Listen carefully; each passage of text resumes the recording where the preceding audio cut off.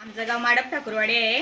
आमच्या इथं म्हणजे आपल्या महाराष्ट्रातच जास्त पाऊस पडतो आणि आमच्या इथं असं चिर गेले डोंगराल ते आमच्या म्हणजे असं जामच दगडी येतात. एक साईडला दगडी आल्यात आमच्या गावात. आमच्या घरातही पाणी शिरलंय आणि प्रशासनाने आम्हाला इथं आणून ठेवलंय. हा बघा आमच्या इथलं कशी अवस्था आहे. जाम खराब अवस्थेत आम्हाला आणून ठेवला. इथं नाही टॉयलेट नाही काय पाण्याची अवस्था नाही. ते काल जेवण दिलं आम्हाला पण आज आमचे लोक सर्व उपाशी आहेत. फक्त 50 लोकांचं आणि इथं आहेत 150-200 लोक आहेत. मग त्यांची सोय कोण करणार आहे? त्यांची सोय लवकरात लवकर व्हावी आमची इच्छा आहे. आणि आमचा रस्ता आहे जाम खराब आहे. रस्त्यामुळे आम्ही वरती नाही जाऊ शकत. रस्त्याला दरड कोसळले आमच्या.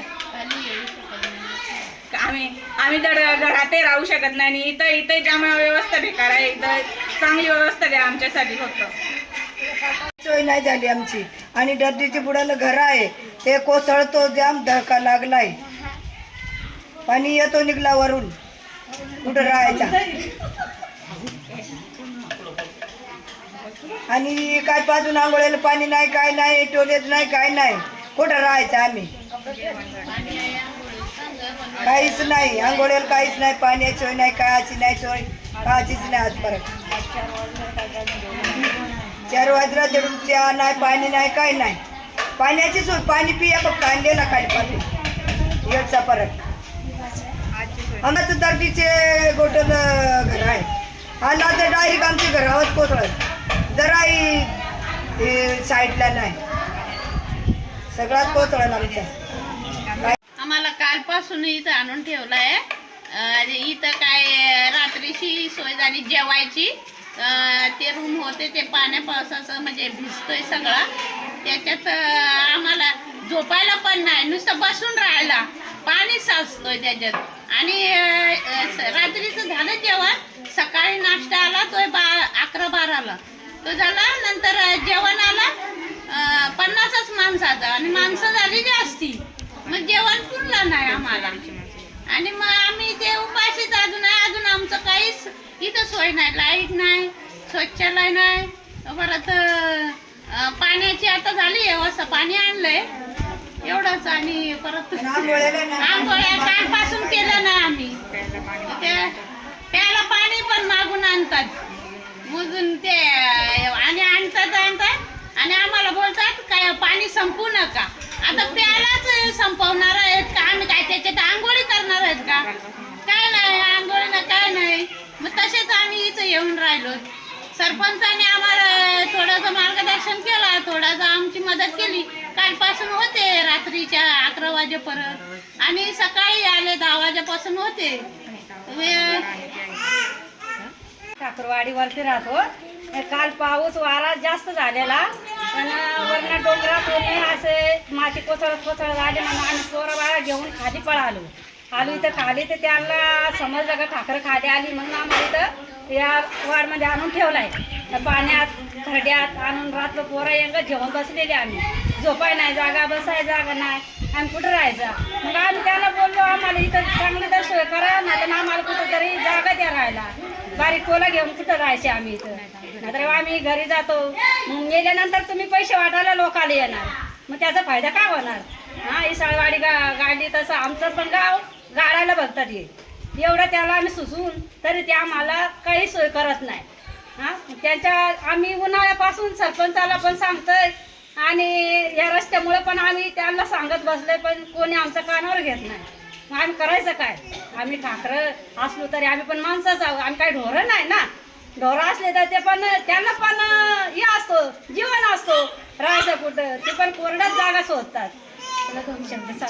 या आपल्या शासनाद्वारे अनेक वेळा प्रश्न मांडून ते प्रश्नाला गती देत नाही. अशा प्रकारचं शासनाचं हे आदिवासींकडून दुर्लक्ष करत आहे शासन, असं मला म्हणायचं आहे की जे आदिवासी फक्त खेड्यापाड्यात राहणाऱ्या लोकांवरच अशी परिस्थिती आली की शासनाचं दुर्लक्ष होतं. एवढं बोलून मी थांबतो. गेल्या महाराष्ट्रभर एक 4-5 दिवस पावसाने थैमान घातलेलं आहे आणि त्या अनुषंगाने रायगड जिल्ह्यामध्ये मोठ्या प्रमाणावर पाऊस पडतोय आणि रायगड जिल्ह्यामध्ये आदिवासी समाज हा फार मोठ्या प्रमाणात राहतोय. आदिवासी समाज हा डोंगर भागात राहतो, हा शासनाला सर्वांना माहिती आहे. आणि इरसाळवाडी जी घटना झाली त्या घटनेच्या अनुषंगाने 19 जुलै 2023 रोजी जी इरसाळवाडीची घटना झाली त्या घटनेच्या अनुषंगाने ह्या रायगड जिल्ह्यामध्ये 86 वाड्या या अति दरड प्रवण क्षेत्रामध्ये येत आहेत आणि त्या आदिवासी वाड्यांचं एकतर पुनर्वसन करा किंवा त्यांचं संरक्षण म्हणून शासनाने त्यांच्यावर उपाययोजना करायची अशा प्रकारचे निवेदन आणि लेखी पत्र आपण शासन दरबारी अनेक डिपार्टमेंटला दिलेले आहेत, संबंधित खात्यांना दिलेले आहेत. तरीसुद्धा शासन यांच्यावर कुठल्याही प्रकारचा गंभीर दिसत नाही. परंतु अतिवृष्टी झाली का मग शासन येणार, शासनाचे प्रतिनिधी येणार, आदिवासी लोकांना खाली चला, इकडे चला, तिकडे चला आणि तेवढ्यापुरती फक्त तात्पुरती मल्लमपट्टी केली जाते. कुठल्याही प्रकारची अशी ठोस उपाययोजना या आदिवासी समाजासाठी केली जात नाही. तर आदिवासी समाजासाठी यांची शासनाची उदासीनता का असावी हा देखील प्रश्न या ठिकाणी उपस्थित होतोय. आम्ही वारंवार शासन दरबारी हे प्रश्न मांडत असतो, परंतु कुठल्याही प्रकारची शासन त्याची दखल घेत नाही. दिलेल्या पत्रांचा सरळ केराच्या टोपलीमध्ये त्याचं रूपांतर केलं जातं. अशा पद्धतीने आदिवासींकडे बघण्याचा जो निगेटिव्ह दृष्टिकोन आहे तो अतिशय चुकीचा आहे.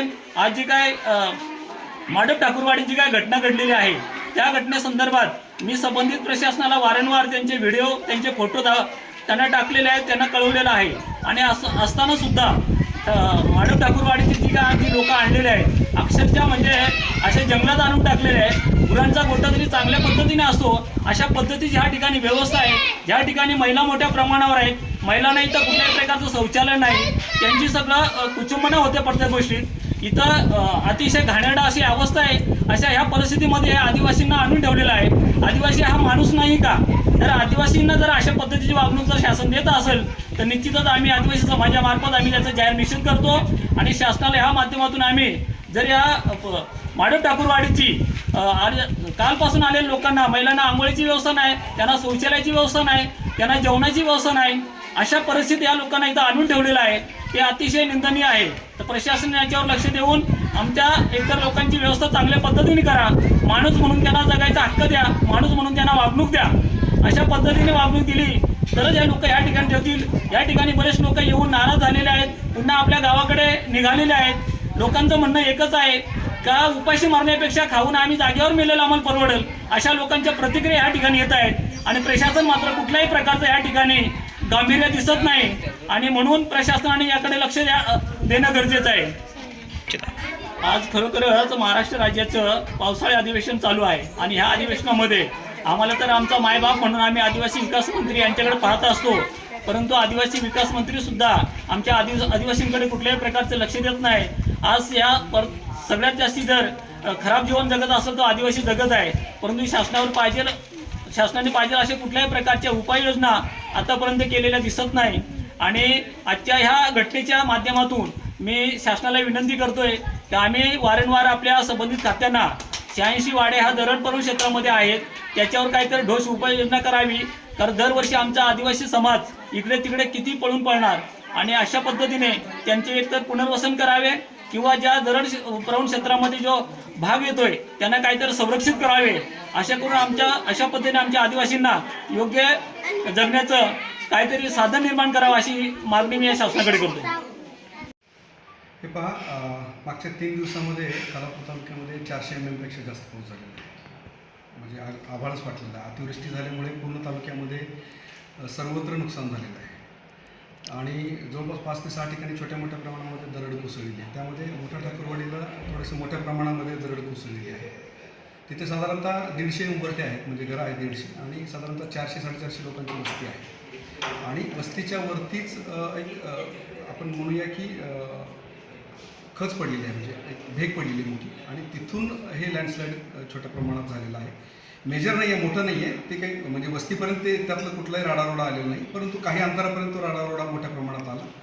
हे लक्षात आम्हाला आल्याच आम्ही काल पावसामध्येच व्हिजिट तिथे केली त्या गावामध्ये, आणि सर्व आदिवासी बांधवांना त्याच्या दिवशी एक दिवस आधीच आम्ही सांगितलं होतं की तुम्ही शेजारच्या वस्तीवरती राहायला जा. आणि काल पावसामध्ये आम्ही जाऊन व्हिजिट केली आणि तात्काळ निर्णय घेतला की या लोकांना आता कायमस्वरूपी आपल्याला कुठेतरी स्थलांतरित करायला लागेल. सुदैवानं 2 किलोमीटरच्या परिघामध्ये आपल्याला एक्झर्बिया नावाची सोसायटी आहे, तिथे एक बंद पडलेली इमारत आपल्याला सापडली, तिथे रूम्स व्यवस्थित राहण्याइतपत होत्या. त्या सर्व ठिकाणी त्या सर्व आदिवासींना आपण तिथे आता तुर्तास स्थलांतरित केलेलं आहे. कालपासून तिथे सर्व व्यवस्था केलेली, लाईट, वीज, पाणी आणि 2 वेळचं जेवण आणि इव्हन नाश्तासुद्धा आपण तिथे देत आहोत. सर्व यंत्रणा तिथे 24 तास थांबलेल्या आहे. येणाऱ्या आदिवासींचे जे काही अडचणी आहेत छोट्या मोठ्या त्याही आम्ही सॉल्व्ह करण्याचा प्रयत्न करतो आहे आणि पूर्ण तालुका प्रशासन तिथे कार्यरत आहे. पाऊस पर्जन्यमान खूप मोठ्या प्रमाणात झालेला असल्यामुळं माझं एक तालुक्यातील नागरिकांना आणि लोकांना, ग्रामस्थांना आव्हान आहे की बाबा पाऊस प्रचंड मोठ्या प्रमाणात आहे, सह्याद्रीचा बेल्ट आहे, भूस्खलनाचं प्रमाण जास्त आहे. इर्शाळवाडीसारखी दुर्घटना 2 वर्षाखाली घडलेली होती, हे आपल्याला सगळ्यांना परिचित आहे, माहीत आहे. तशी दुर्घटना परत घडू नये, जीवित आणि हानी होऊ नये याकरिता सर्वांनी काळजी घेणं गरजेचं, सर्वांनी जागरूक राहणं गरजेचं, एवढीच माझी सर्वांना विनंती आहे.